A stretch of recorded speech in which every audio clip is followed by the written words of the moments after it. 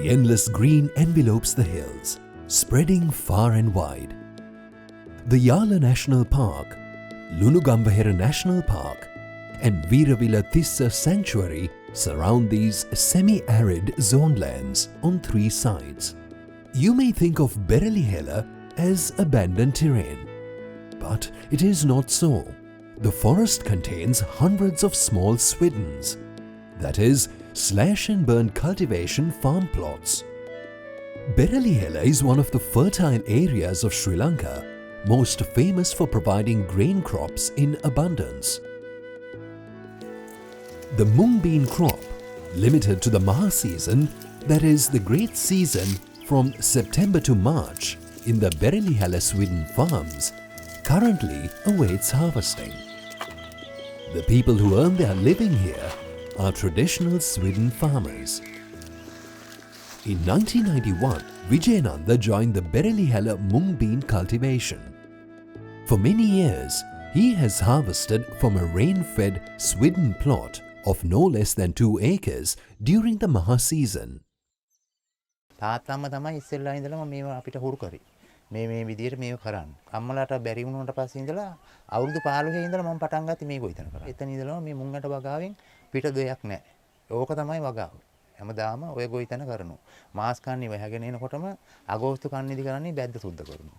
සුද්ධ කළා මාස් කන්නේ මේක පටන් ගන්නවා. රෑදවල් මාසෙනු ඊරෑත් මෙහෙනේ හිටියා මේ ඉතින් අපිරු දාස් ඉඳලාම මේ හේන රකින්න ඕන මේ අලින්ගෙන් මේලා මඩුවක් හදාගෙන ගහක් උඩ මේ හදාගෙන තමයි මේ ඉන්නේ.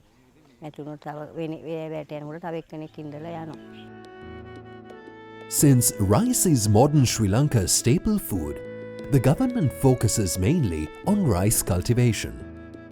However, nutritious grains and legumes receive relatively little attention in agriculture. Yet, surprising facts are found about ancient grain cultivation and technology in Sri Lanka's history.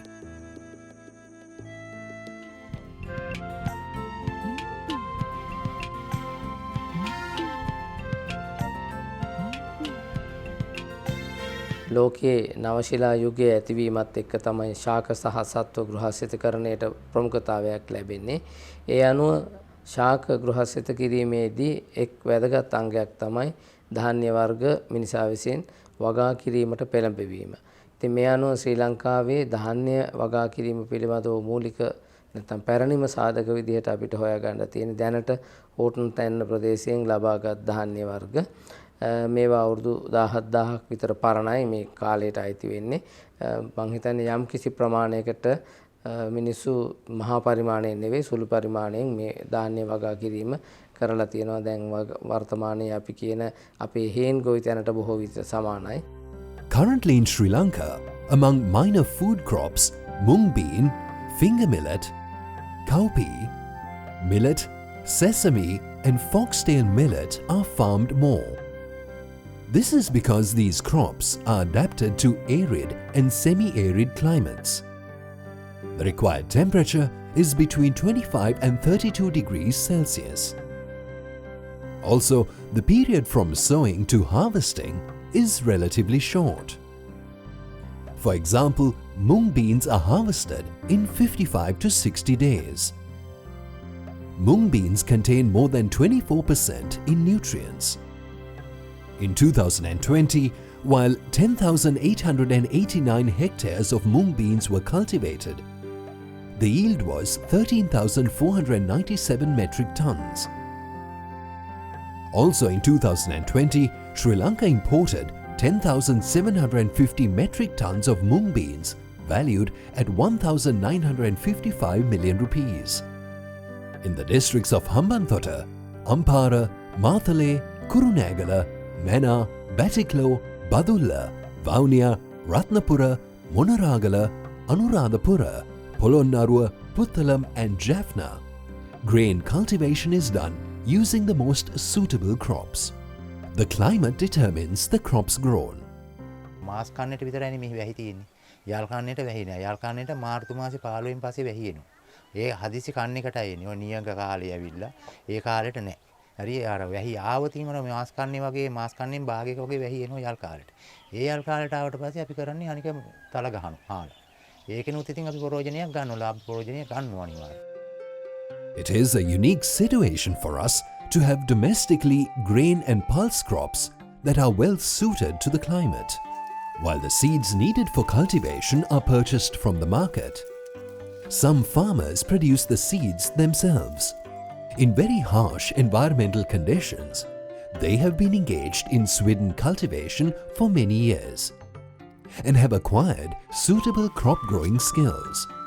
But it is a sad situation that new technological methods have not so far been used for these crops. Monaragala district is one of the most favourable regions of cereals and pulses in Sri Lanka. The month of January keeps Monaragala district hot.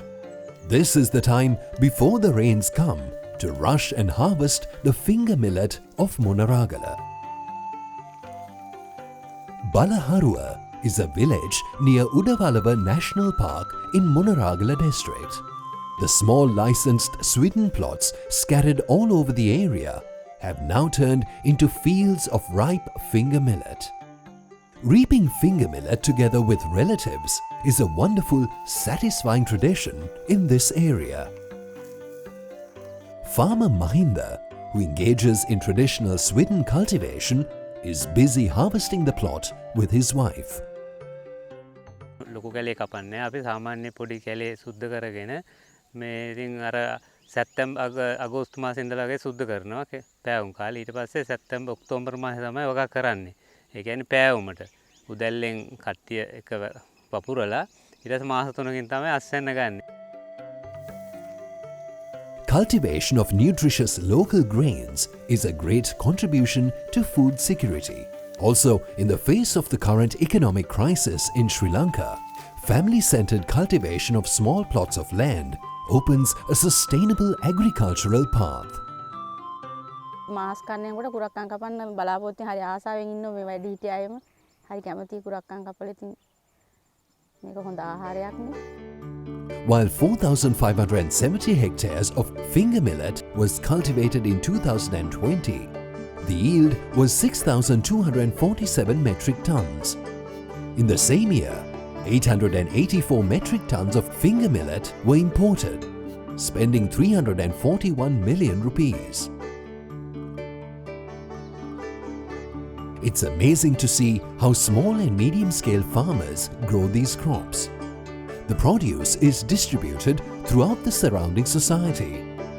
But because the farmers are not organized, the price that they can get is somewhat limited. මේ පාර මහත්තයා දැන් නම් කියනවා මිල අඩුයි කියලා. දැන් මේ කපන කාලේනේ දැන් කුරක්කන්. මුලින් නම් 400ට 350ට තිබ්බා. දැන් අඩු වෙලා කියන්නේ දැන් හේන් වල වැඩ කරනවනේ. ඒ වැඩ ඒ කුරාන් කපන කාලේට මිල අඩු කරනටක් ගාලා වෙලෙන්දු. Although on the surface it doesn't appear to be popular in Sri Lanka, the cultivation of cereals and pulses is a sustainable agricultural practice. These growers lay claim to its distinctive history and culture. But the production process not being commonly organized and the farmer being weak in technology and in facing the market are problems that require solutions. ජාත්‍යන්තර වශයෙන් ගත්තාම ඉන්දියාවේ අමූල් ආයතනය විශාල වැඩසටහන් කළා.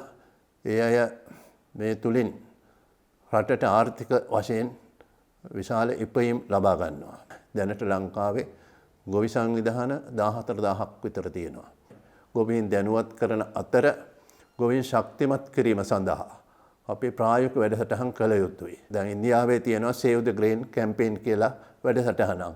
ඒ Save the Grain campaign එක ග්‍රාමීය වශයෙන් ක්‍රියාත්මක කළොත් අපිට ගොවියට යහපත් ආර්ථිකයක් ලබා දෙන්න පුළුවන්. ජාත්‍යන්තර සහ දේශීය වශයෙන් යම්කිසි ආයතන මේවට ප්‍රවේශයක් වෙනවා නම් අපිට පුළුවන් ආහාර සුරක්ෂිතතාවය වගේම තිරසාර කෘෂිකාර්මික රටාව ඉදිරියට ගෙන යන්න. In order to overcome the economic crisis that Sri Lanka is currently facing, it is imperative to empower these sectors. Primarily, the regularization of collective cultivation and harvesting should be done. It can be more effective by combining smallholding farmers in a cooperative model, in which case investing in this field can yield high profits.